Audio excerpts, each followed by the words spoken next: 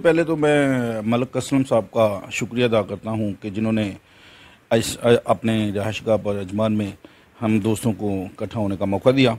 आज जो हमारी डिस्कशन हुई है, जो हमने पार्टी के बेहतरी के लिए जो लाएअमल तैयार किया है, तो उसके लिए मैं ये कहना चाहूँगा कि इंशाअल्लाह ताला हम पार्टी के भुट्टोइज़्म को आगे लेके चलेंगे इंशाअल्लाह, और बिलावल भुट्टो साहब जरदारी साहब का इंशाअल्लाह साथ देंगे उसके हाथ में। जी, आज मलिक असलम साहब ने यहाँ पे अजमान में हमारी पीपल्स पार्टी का इजलास मुनक्किद किया था इरफान कमर गोंदल साहब के एजाज़ में। तो वो हमारे नया सेक्रेटरी जनरल मुकर्रर हुए हैं, तो बहुत अच्छा प्रोग्राम था और यहाँ पे पार्टी को मुत्तहिद और पार्टी की बेहतरी के लिए बहुत सारी तजावीज़ दी गई। Pakistan Peoples Party Gulf Middle East के additional secretary general Malik Aslam ने यूएई के नए नामजद सेक्रेटरी जनरल इरफान कमर गोंदल के एजाज में अपनी रिहाइशगाह पर एक तकरीब का एहतमाम किया। तकरीब में गल्फ मिडिल ईस्ट के सदर मियां अमीर हास के अलावा गल्फ, यूएई और दुबई के अहदेदारान ने भी शिरकत की। यूएई के तंजीमी मामलात के हवाले से शुरा ने मियां अमीर हास के इकदाम की मुकम्मल हमायत करते हुए कहा कि तमाम इकदाम ओवरसीज कमेटी के सरबराह जनाब राजा परवेज अशरफ की मंजूरी से किए गए हैं।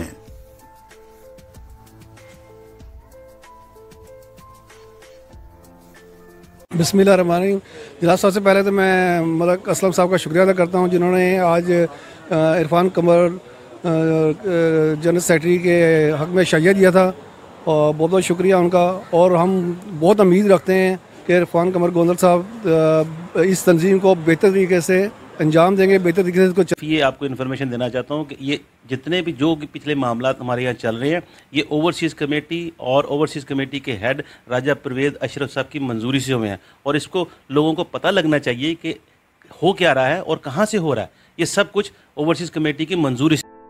तकरीब में मियां अमीर हास, मलिक असलम के अलावा रिजवान अब्दुल्ला, नए सेक्रेटरी जनरल इरफान कमर गोंदल, शफीक सदीकी, जुल्फ़कार अली मुग़ल, अमीन सरगाना, मलक खुरम शहजाद, राना फारूक, नियाज खान शांगला, फजल दुरानी, अली नकवी, निसार खटक व दीगर शरीक थे।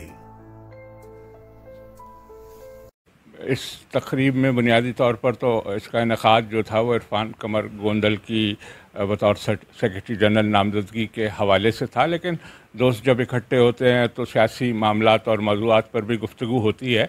और बहुत अच्छा लगा कि दोस्तों ने न सिर्फ ये कि शिरकत की, बल्कि बड़े मुस्बत अंदाज में गुफ्तगू की गई कि पार्टी के इत्तेहाद को कायम रखने के लिए और पार्टी को बेहतर अंदाज में चलाने के लिए तमाम दोस्तों ने जो किरदार अदा करना है, उस हवाले से बड़ी मुस्बत गुफ्तगू।